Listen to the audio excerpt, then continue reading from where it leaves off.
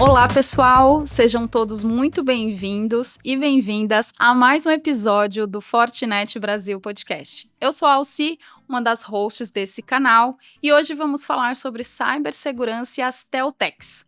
Antes de começar, quero reforçar o convite para você seguir as nossas redes sociais e acompanhar as edições anteriores do podcast no YouTube ou no seu tocador de podcast preferido.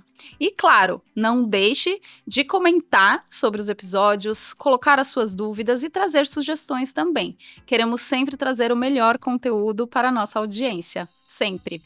Hoje, vamos falar com o Carlos Eduardo, CEO da Mega Telecom, uma das líderes do mercado de tecnologia e telecomunicações do Brasil. Ele possui mais de 25 anos de experiência no setor e, além de contar um pouco da sua trajetória, que mistura com a trajetória da própria empresa, nosso entrevistado também vai falar muito sobre negócios, tendências e futuro. Carlos, seja muito bem-vindo. É um prazer contar com a sua presença aqui no podcast. Obrigada por aceitar o nosso convite e tenho certeza que você vai trazer aí inúmeras reflexões sobre esse setor aí em franca expansão. Muito bacana, Alci. Bom, primeiramente agradecer a Fortinet pelo convite. É uma honra e um prazer poder estar aqui com vocês e contar um pouco da minha história e da história da Mega, principalmente. Eu acho que o grande foco é contar o passado da Mega e o que a gente planeja para o futuro. Ah, excelente. Vai ser ótimo ouvir. Queria até começar aí ouvindo um pouquinho da sua trajetória. Você é formado em economia, tem 15 anos, né? Só na Mega Telecom já são 15 anos. É formado em economia. Queria entender como foi essa trajetória, o caminho, saindo dessa área, né, de economia e chegando em telecomunicações até a posição atual. Conta um pouco pra gente como foi isso. Bacana, Alci. Bom, se você quer fazer Deus rir, conta seus planos para ele, né? Porque eu estava muito pronto para ir para o mercado financeiro, estagiei em corretora e no ano que eu ia me formar, fiz uma viagem e vi uma internet grátis, um provedor de internet grátis fora do Brasil.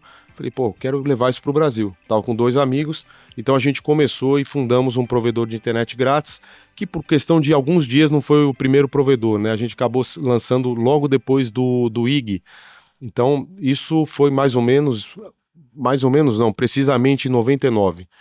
E depois não saí mais desse mercado, né? Então, eu tinha a expectativa de ir para o mercado financeiro, me formar e fazer carreira em banco, que era o que eu estava já pronto para isso. E a mosca da internet me picou de tecnologia, de telecom, e eu não saí mais desse mercado. Então, montei essa empresa junto com esses 2 amigos. Depois foi muito interessante, porque veio a bolha da internet. Então, nossos investidores quiseram sair do negócio. O negócio que era bom, de repente, ficou ruim de um dia para a noite. Imagina você dormir com um negócio bacana, no dia seguinte o investidor falou, não quero mais, quero sair, vamos vender essa empresa. E a gente acabou vendendo a empresa para o IG, mas não foi bem longe do que a gente gostaria em termos de resultado. Mas, como eu sempre falo, o aprendizado foi muito interessante. Daí eu saí, montei um outro provedor de internet, que tinha uma ideia de abranger municípios brasileiros que não tinham internet naquele momento. E isso foi um case de muito sucesso. A gente usava a rede da Intelig, que depois virou TIM, e também da Embratel. E foi muito bacana também, foi muito enriquecedor. Daí, longa história curta, eu caí na Mega. E a Mega eu entrei lá para ajudar a turma, que eles eram um provedor residencial, né, um ISP clássico, fazia internet residencial, e eu entrei para ajudar e colaborar na expansão do mercado corporativo. Isso foi ano de 2009. E a partir daí, em 2013 para 2014, eu acabei assumindo como CEO e passei então... Estou nessa cadeira até hoje, né? Estou ocupando essa cadeira aí há praticamente aí 11 anos.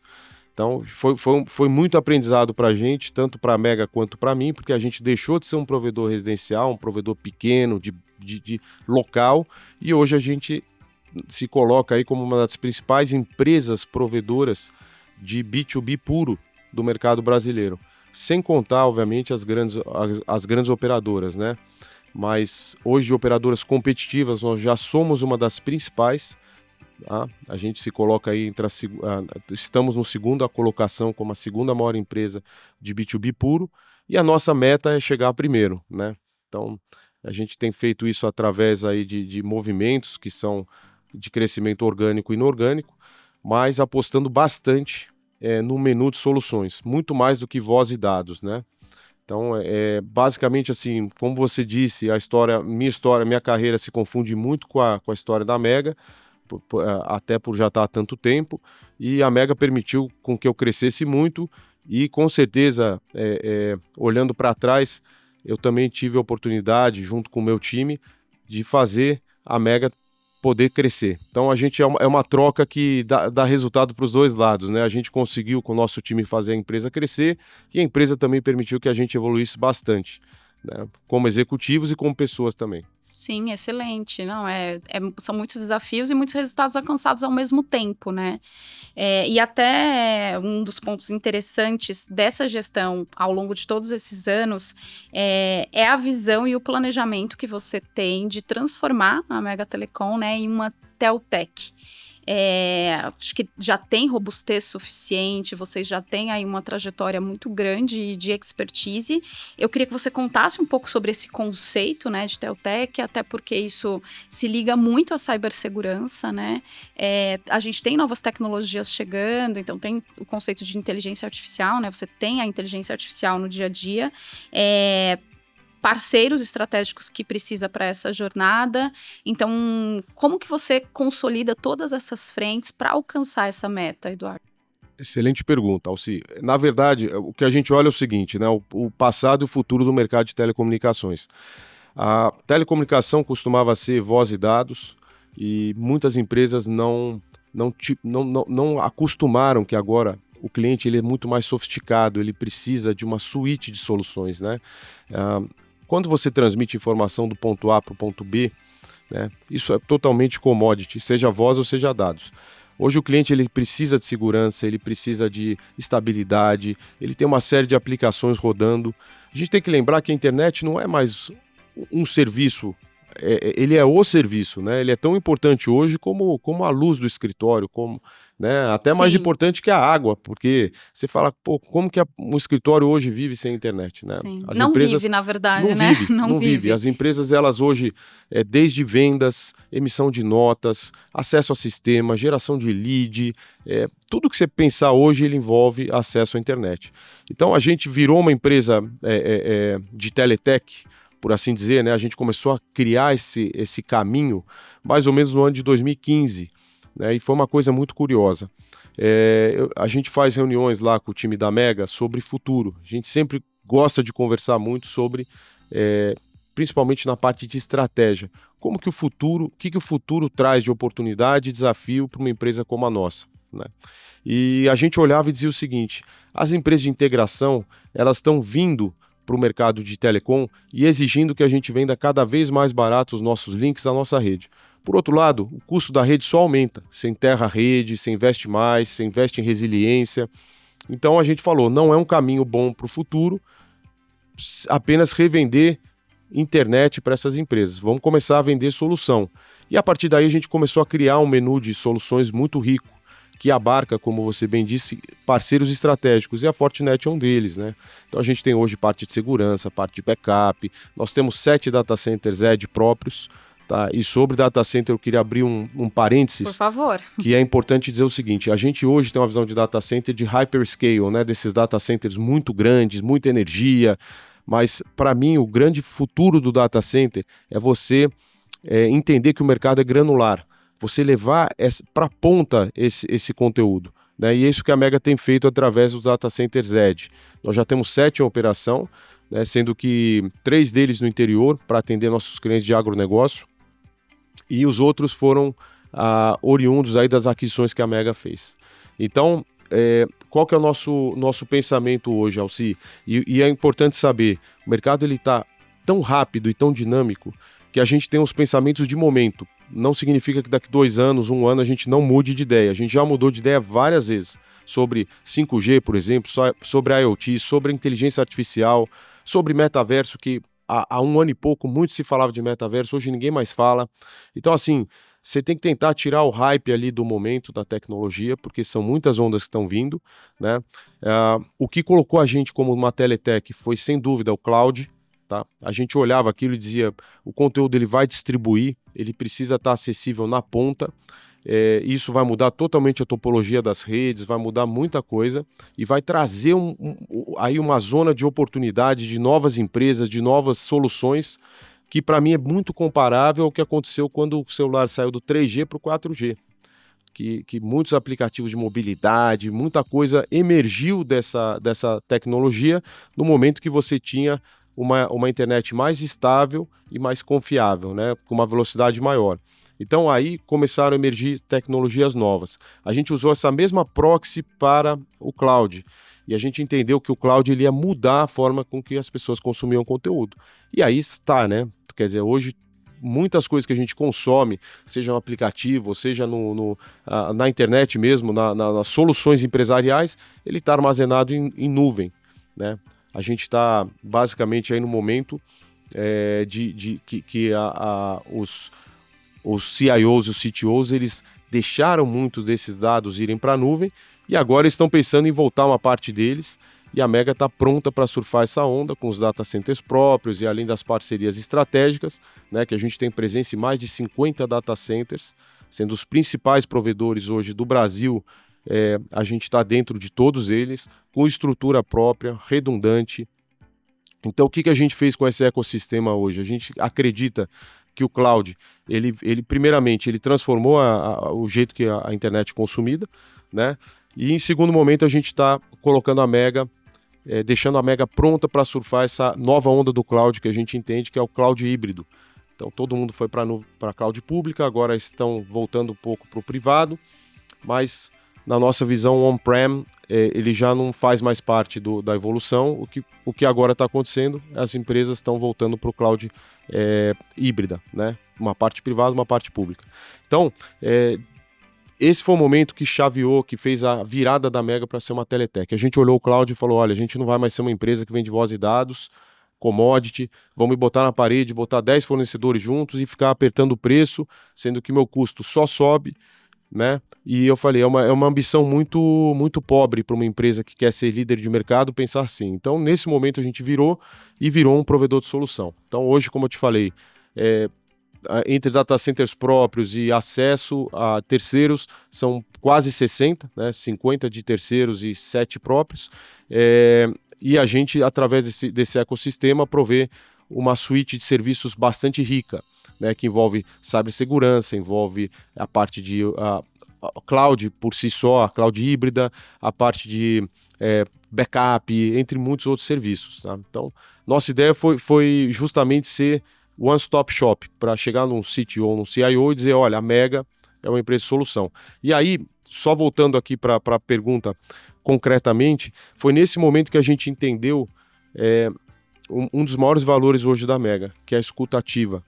A gente falou, não adianta a gente querer...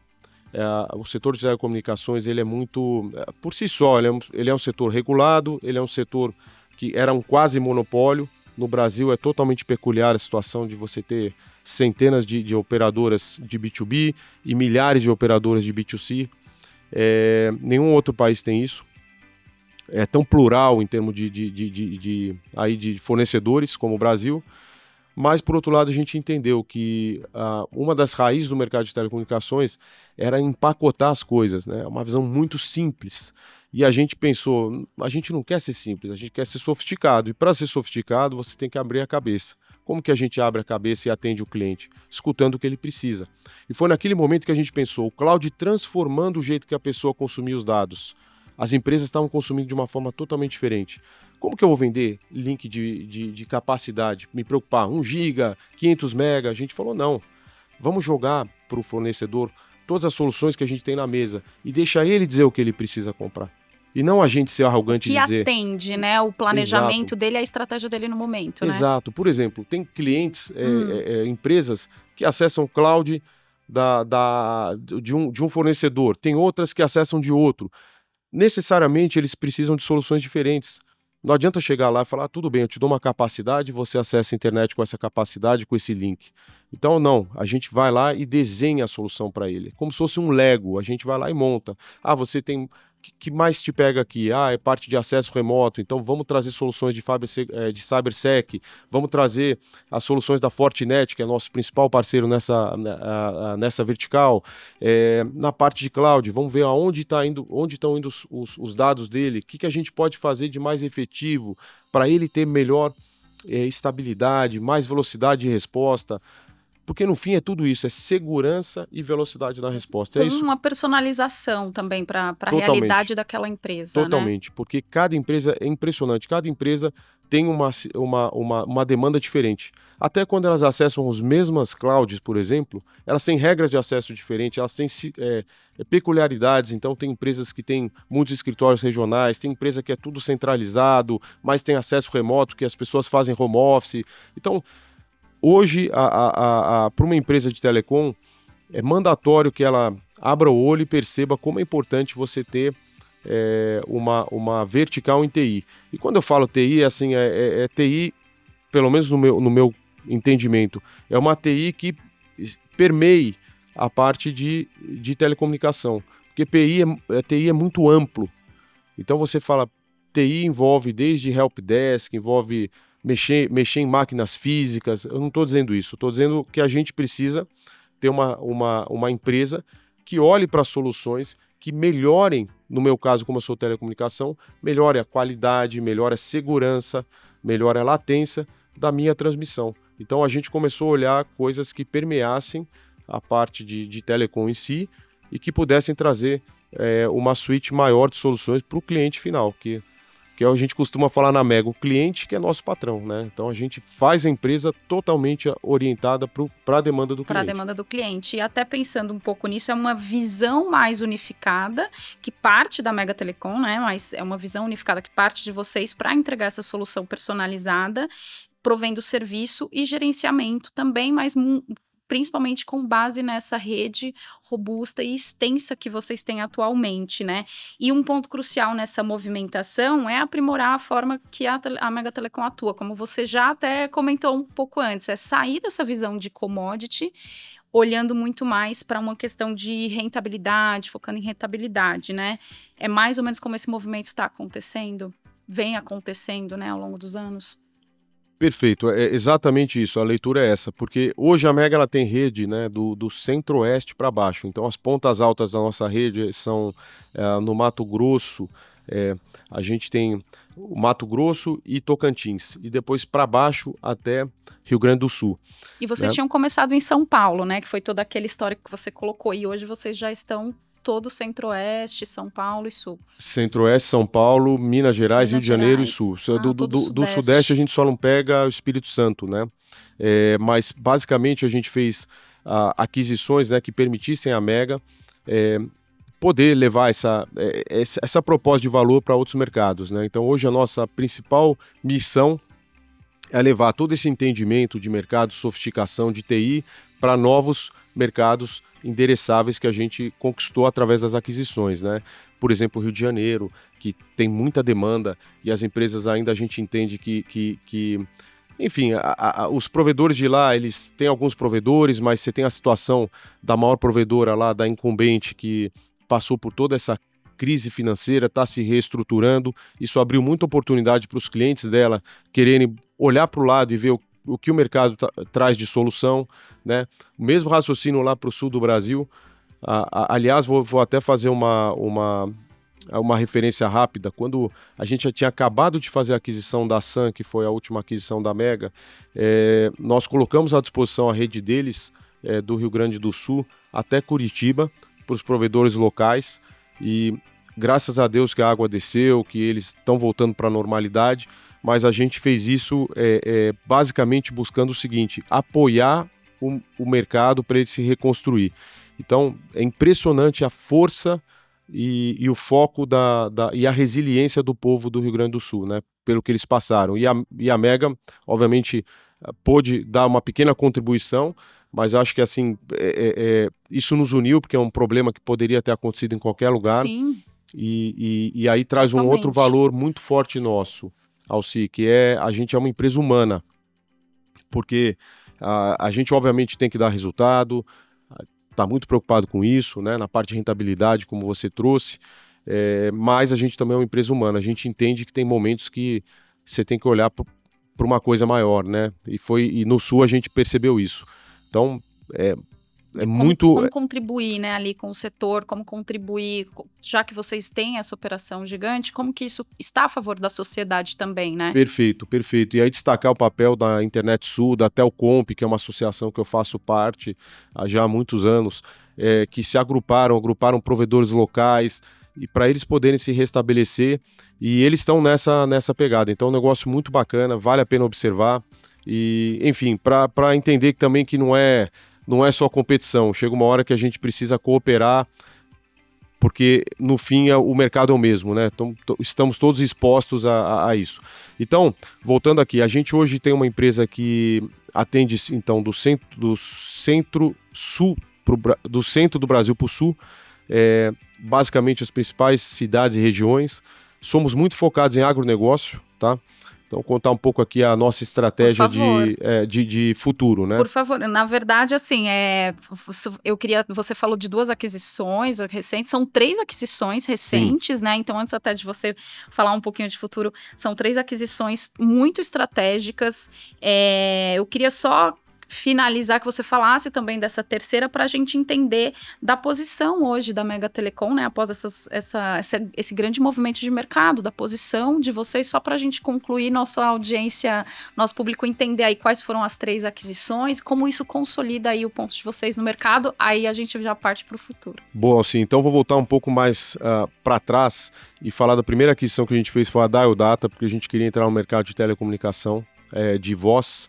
Então a Dial Data ela tinha uma licença de STFC, que é de telefonia fixa, com código de longa distância, interconexões. Então nós fizemos essa aquisição ano de 2010. Depois nós fizemos a aquisição da Evo Telecom, que era uma empresa muito focada em prédios corporativos na cidade de São Paulo.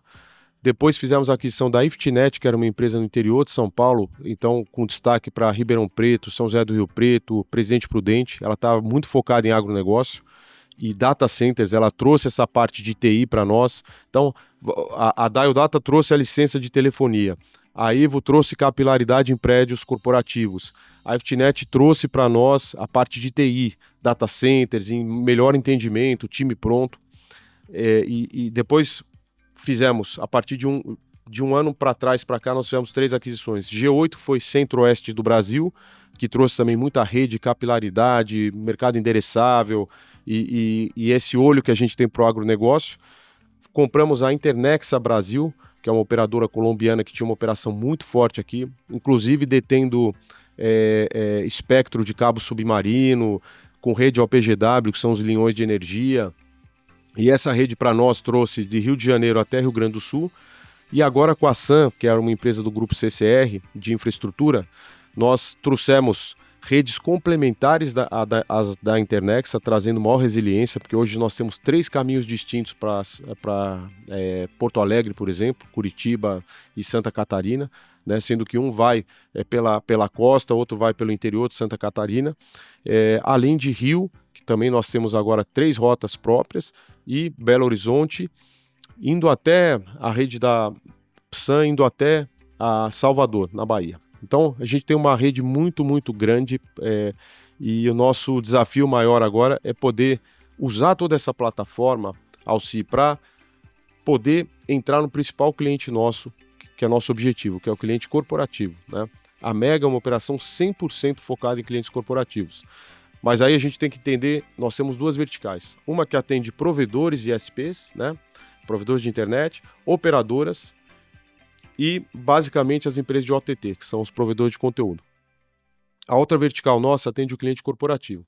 Então um escritório, por exemplo, como o da Fortinet, como tem tantos outros em São Paulo, a gente quer começar a atender esses escritórios e essas empresas com essas demandas nessas cidades agora que estão conectados com a nossa rede, que seria o Rio de Janeiro, Porto Alegre, Belo Horizonte, né? Entre outras capitais aí que a gente hoje passa, por exemplo, Floripa, que hoje a gente está com rede lá, a gente hoje chega em Curitiba, e as cidades do interior do Brasil, né? Como eu te comentei algumas, mas, por exemplo, a gente chega agora com rede própria em Campinas, Sorocaba, em Itu, entre muitas outras cidades importantíssimas. Exato, aqui no interior de São Paulo, elas são cidades muito importantes para o polo, Muito. relevantes aí para o estado. Por exemplo, São José dos Campos, todo o caminho do Rio de Janeiro agora a gente consegue atender.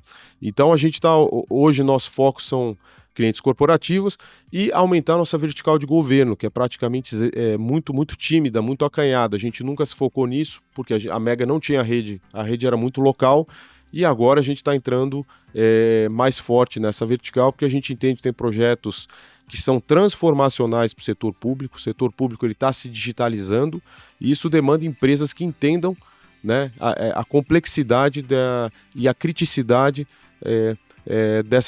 dessa conectividade para o setor público. Então, a Mega está com o olho muito atento ao governo. Obviamente não são todos os projetos que nos interessam, mas são projetos principalmente que visem a digitalização do governo, que, como eu falei, está sendo feita a passos largos, e a Mega quer participar desse momento, né? Acho que é muito importante para nós, e aí volta para a contribuição social também, porque é um governo mais digitalizado, um governo mais eficiente, mais barato, atende mais rápido quem está na ponta, que é o cidadão, que no fim do dia que demanda os serviços. Então a gente tá hoje com esse desafio. Excelente. Não, assim, é muito mais aquisições do que, né, eu mencionei as últimas, mas assim, a jornada até aqui tem sido muito grande, diversas aquisições, e já entro agora, inovação é palavra de ordem, ousadia também, né, não ter medo de pensar grande, focar no crescimento, que é o que a Mega Telecom tem feito, com a sua visão estratégica. Então agora, até já entrando no que a gente ia falar, tem mais aquisições por aí, o que o futuro reserva para a Mega Telecom? Muito boa pergunta. A gente está sempre olhando, né? O mercado, como eu falei, o mercado brasileiro é muito peculiar, tem muitos jogadores e não existe mercado para todos eles, né? Então, telecomunicação a gente precisa entender que é um negócio de escala. Quanto maior você fica, você tem mais dinheiro para fazer CAPEX, para você atender novos mercados, e aí você cresce ainda mais e vai sobrando mais dinheiro para você poder fazer CAPEX. Então é um negócio de escala e de CAPEX, e as coisas se retroalimentam. Então, hoje a gente tem essa figura no Brasil de pequenas operadoras regionais. É muito legal, é louvável o esforço desses empreendedores, tá? Que muitas vezes eles montam as empresas sem nenhum tipo de apoio, sem nenhum tipo de linha de financiamento, com patrimônio próprio, se arriscam demais, mas o mercado ele tem que voltar para um cenário mais razoável. Então a gente enxerga que daqui já vem acontecendo muitas consolidações, mas na nossa visão isso vai afunilar ainda mais, né? A régua está subindo, as empresas muito pequenas hoje elas têm muita dificuldade de competir. Então a Mega, por exemplo, antes das aquisições, ela era uma empresa que hoje, no meu ponto de vista, ela teria muita dificuldade de operação futura, porque você acaba ficando restrito no mercado pequeno, você está muito pressionado, enquanto quando você tem várias peças na mesa, de repente o mercado não está indo bem, mas o outro também tem uma avenida de crescimento, como por exemplo o agronegócio, que a gente aposta muito, Centro-Oeste, que é um lugar que ainda está, greenfield, né? Você vai lá, você vê, tem muito o que se fazer, né? Então a gente saiu de um mercado mais competitivo do Brasil, que é São Paulo, né? E a gente focou em mercados que a gente ainda tem avenidas de crescimento viáveis, né? Então, dito isso, assim, as operadoras muito regionais, muito pequenas, eu acredito que elas vão ficar com dificuldade. Isso naturalmente traz um olho atento para novas aquisições, tá? Obviamente, assim, não são todas as empresas estão prontas para ser compradas, né? Hoje você tem muita empresa informal, muita empresa aí que deveria buscar um caminho de regularizar as operações, deixar, enfim, da forma mais vendável possível, mas a Mega, nesse momento, ela é compradora. A gente está olhando a oportunidade, né? Se aparecer alguma, a gente vai analisar, porque nosso playbook é esse, a gente vai fazer aquisições e a gente vai ser o primeiro do mercado de B2B puro. Como eu te falei, a gente está em segundo, então a gente ainda tem uma estrada aí para avançar, para poder chegar onde a gente quer. Então, sim, estamos comprando.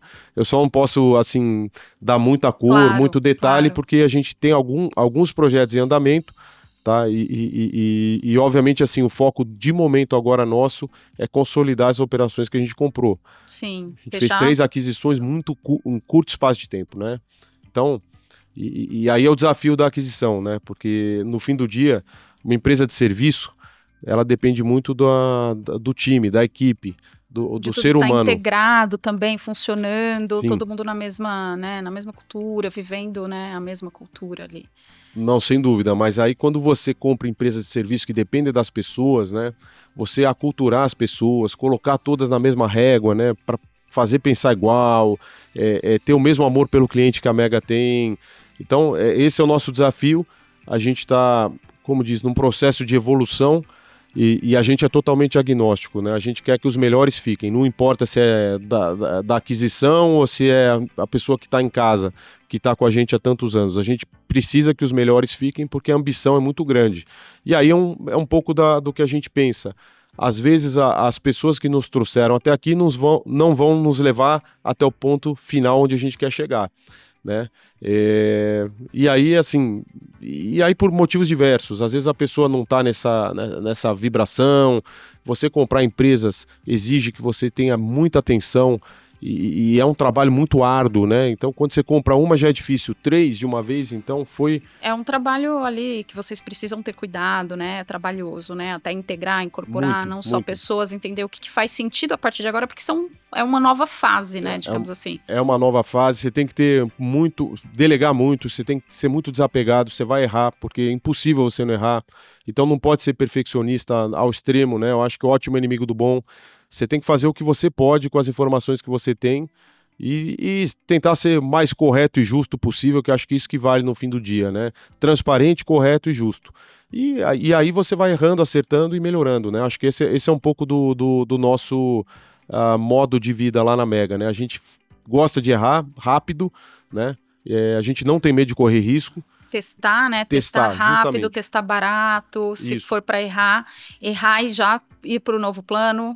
Isso faz muito parte da minha mentalidade, tá? Eu gosto de colocar as coisas, e aí vem um pouco da mentalidade de startup, de como funciona, de fazer MVP, de testar. Eu acho que a melhor forma de você colocar na rua é fazendo um teste e que seja assim, rápido. Depois, se não deu certo, você abole aquela iniciativa e faz uma nova, mas...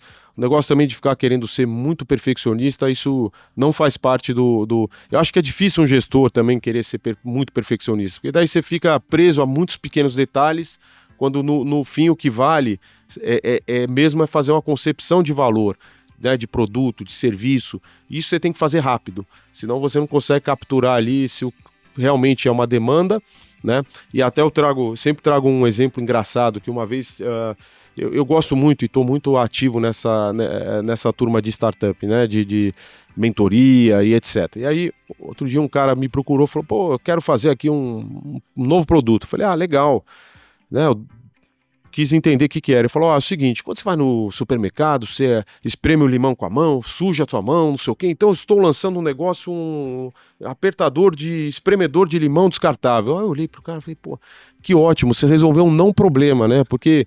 Tudo bem, é ruim sujar a mão de limão, mas você montar uma empresa pensando nisso, quer dizer, tem tanto problema pra gente resolver ainda na vida, né? Em pleno século, né, 21, 2024, as pessoas morrendo de dengue, você tá preocupado com sujar a mão de limão? Então eu falei assim, a gente tem que tomar cuidado às vezes, né, e tentar ter propósito e pensar em coisas grandes, né, sonhar grande. Então a gente quer realmente na Mega revolucionar a forma que os clientes são atendidos, tá? Com uma experiência de amor ao cliente, com soluções de ponta, como a Fortinet e outros fornecedores que a gente tem, cada um em uma vertical. A gente faz uma coisa assim, a gente demora para escolher o fornecedor, mas quando escolhe a gente pega os melhores, né? De cada um das verticais que a gente atua. E aí a gente usa isso para encantar o cliente e poder impactar de uma forma muito, muito positiva. Tá? Então, isso é nosso propósito de valor, não é levar para ele a solução para o não problema, e sim levar a solução para o problema.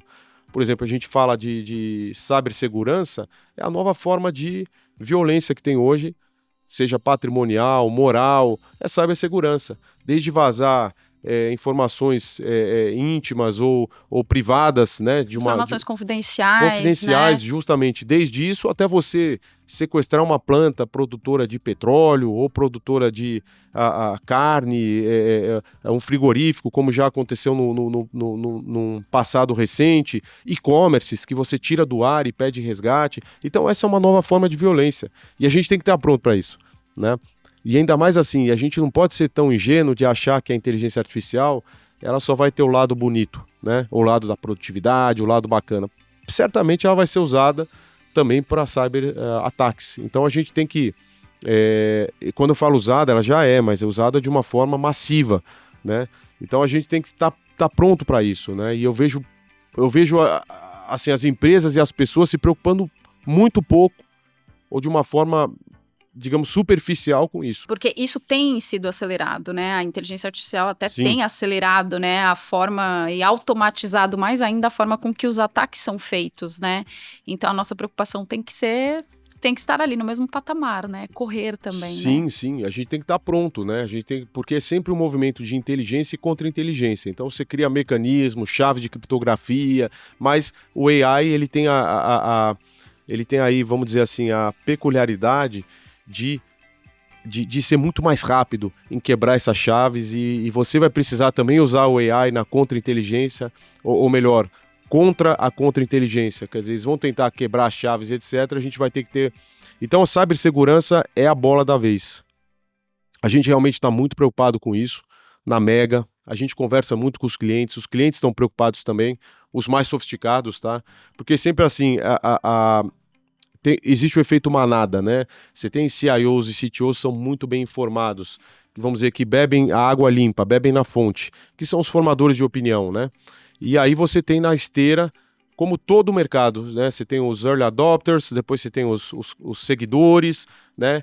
E os que adotam lá atrás. Então, a gente vê que o pessoal que está fornecendo essa camada de inteligência em AI, eles estão realmente muito preocupados.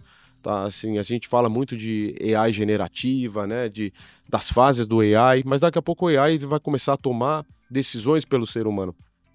Primeira fase da generativa é o ser humano colocar as informações à disposição do AI, mas depois o AI começa a aprender e ter uma certa autonomia. Então aí a gente precisa entender, primeiro, os limites, que eu não acho que sejam regulatórios, tá? Olhar o AI como regulação, igual estão propondo, é uma parte da solução, mas tem a outra parte também que as empresas e as pessoas precisam estar prontas, né? Por exemplo, pouca gente tem firewall em casa, mas você vai precisar começar a ter e pensar nisso, né? O Brasil, não sei se vocês sabem, mas outro dia eu ouvi, dizem que tem eu gosto do entre, né? Porque é uma estimativa, entre 10 e 20 milhões daquelas caixinhas que você compra e te dá o conteúdo da televisão aberta. Aquilo lá é uma porta para você poder ter a sua rede invadida, seja para minerar criptomoedas, seja para qualquer outra finalidade. É uma porta aberta, É uma porta aberta. Sem qualquer... E as pessoas não percebem. Então, assim, cada vez mais devices conectados, devices inteligentes. Então, por exemplo, o tipo de violência que pode acontecer. Eu tenho um carro autônomo. Uma pessoa quer me fazer mal, ela vai descobrir, vai entrar no meu carro autônomo e vai fazer meu carro bater num poste sem eu poder fazer nada. Então, esse tipo de coisa a gente precisa... Ou uma cirurgia assistida, que hoje está acontecendo muito na telemedicina e a evolução da medicina. Então, ok, eu vou lá e vou fazer isso, vou errar uma operação de propósito porque eu quero matar uma pessoa, ou prejudicar uma pessoa, ou agricultura de precisão. Eu vou pegar e vou colocar mais agrotóxico que precisa, ou numa quantidade muito maior, para fazer ali uma chantagem ou alguma coisa assim. Ou atrapalhar mesmo ali os planos da empresa, né? Mas justamente, mas o terrorismo, né? O terrorismo não vai mais ser com bomba, vai ser com computadores. Então, a gente precisa estar pronto para isso. Então, assim, eu vejo que a sociedade não está pronta para isso. E o AI, uma das características do AI é que as coisas são muito mais exponenciais. As coisas acontecem mais rápido, né? Você vê que há um ano e pouco, ninguém falava de AI. Ou falava-se pouco. Falava-se pouco, mas os segmentos que já trabalhavam com isso, já pesquisam isso, ou usavam, né? O AI, ele já tem muitos anos, né? Ele começou com os algoritmos, etc.